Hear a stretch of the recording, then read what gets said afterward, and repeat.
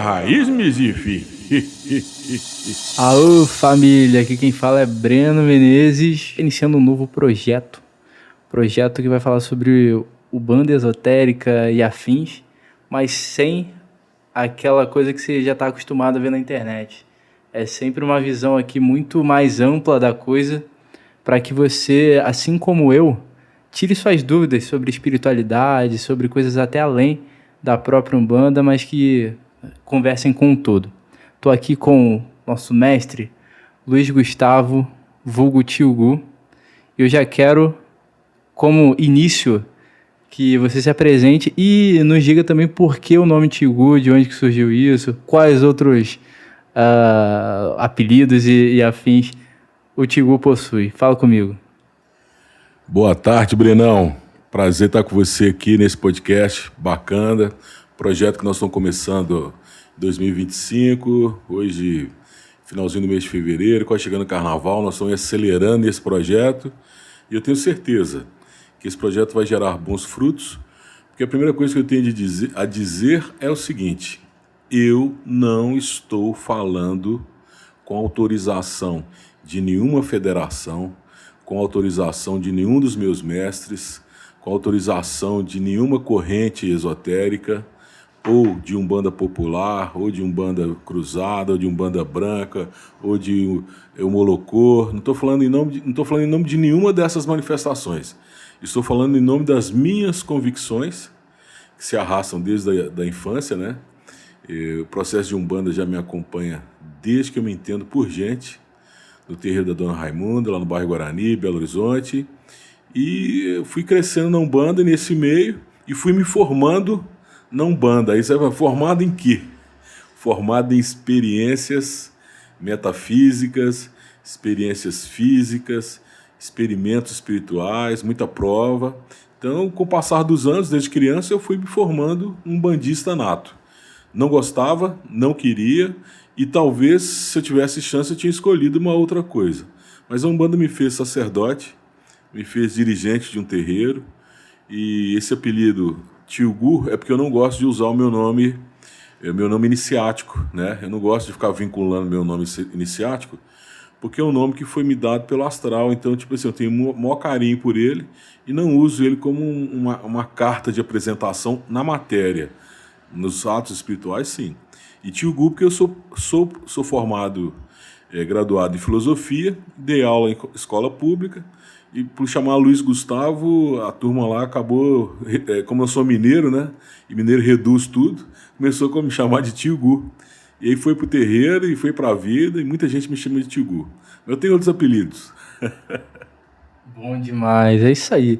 Tio Gu, quero já fazer uma primeira pergunta, que é: hoje a Umbanda ela não é necessariamente uma religião que ela seja totalmente homogênea, né? Então tem diversas linhas, tem diversas... eu queria primeiro entender se são chamadas linhas, são chamadas pensamentos, enfim.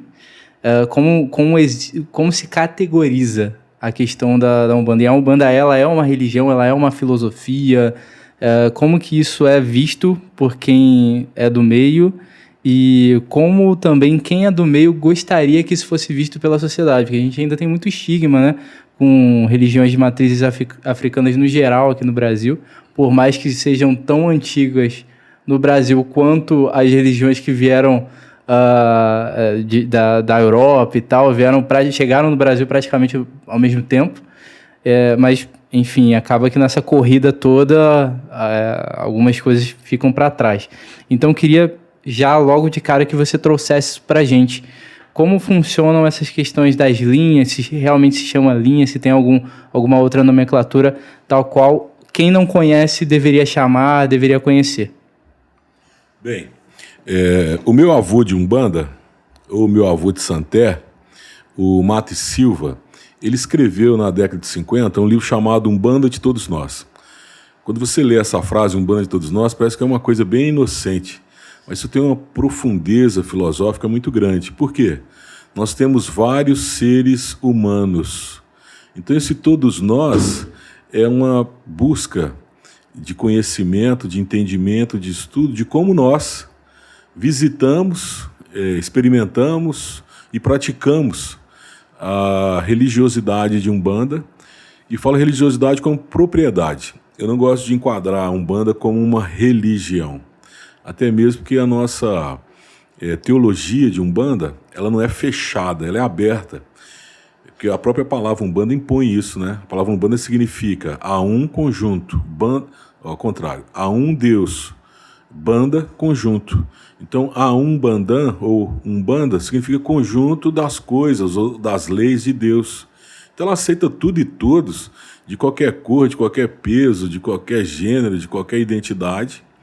E nós temos que pensar o seguinte, são dois polos. Um polo que vem de campos energéticos ou campos atômicos diferentes, que a gente chama de espiritualidade, e tem o nosso campo materialzinho aqui, onde nós vivemos iludidos, achando que somos eternos, cheios de gracinha, ninguém respeita ninguém, e tem guerra, tem fome, etc. Então, quando a energia sai desse polo espiritual e vem habitar o polo material, ela sofre uma refração. E quem recebe no polo material? Geralmente, os humanos. A não ser que um guia mediunizado determine, ele mediunizado no médium, determine um caminho, uma rotina, etc. Mas geralmente nós, médiums, recebemos desse campo paralelo. E nessa refração, cada um recebe de um jeito. Às vezes tem uma ordenação lá para o guia trabalhar em determinadas coisas, cortar determinadas coisas, o irmão recebe aquela informação e entende tudo errado. O guia fala assim, vai lá amanhã e não trabalha no feriado, fecha sua gira mais cedo, etc. Ele entende o contrário, vai lá, abre a gira no feriado, termina a gira mais tarde, porque na refração ele acabou perdendo com isso. Então tem Umbanda para todos nós. E as manifestações de Umbanda, acredito eu, são para atender os graus de consciência que tem no mundo. Tem gente que precisa de uma Umbanda mais rasteira, uma Umbanda mais agitada, uma Umbanda mais alegre, uma Umbanda mais feliz, uma Umbanda mais triste, uma Umbanda com batuque, sem batuque, com tambor, sem tambor, com traço africano, só com traço índio, com ayahuasca, sem ayahuasca, com cerveja, com cachaça. Eu gosto da Umbanda do jeito que ela é. Ela atende o cliente dela perfeitamente. Deu para entender, Brenão? Bom demais, deu para entender sim. E eu acho muito legal essa pegada de realmente não distinguir naquele sentido de excluir, né? Então, para cada um grau de consciência, existe uma versão da Umbanda ali da qual ele tem contato, e no final das contas, todo mundo está querendo atingir o mesmo objetivo, né? Que é, o próprio objetivo, ele mora na definição do nome, correto? E, beleza, eu queria muito que nós continuássemos este episódio falando um pouquinho sobre o nome Umbanda e esses nomes todos que existem, essas definições. O que você acha da gente falar sobre isso no próximo episódio? Uai. Como bom mineiro, falar e conversar é coisa que eu mais gosto de fazer na vida. Eu entendo que na comunicação nós conseguimos principalmente usar um fenômeno que a natureza nos deu. Nós temos 2 ouvidos, 2 narinas e 2 olhos. E só temos uma boca. Por que será que a natureza não fez 2 bocas? Então é sinal que nós temos que ouvir mais, ver mais, sentir mais as coisas, né? E falar o mínimo possível. Mas eu quebrei essa regra, eu tento equilibrar tudo. Eu tento ouvir muito, falar muito, ver muito, sentir muito, em busca do meu equilíbrio. Estamos aqui nesse planeta apenas para autoconhecimento. Pode contar comigo. Vamos embora, vamos ver se o pessoal vai querer ouvir isso aí. Um abraço.